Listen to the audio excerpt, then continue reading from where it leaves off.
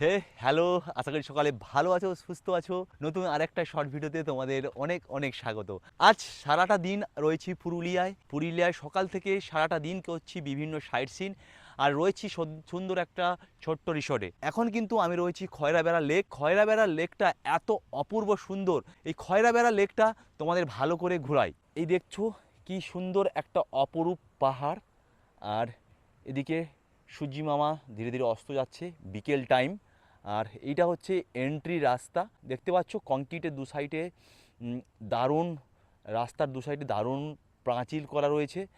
আর যত দূর ক্যামেরাটা ঘোরাবো দেখো চারিটা দিক কিন্তু পাহাড় আর পাহাড়, কি দারুণ দেখো, দারুণ দারুণ।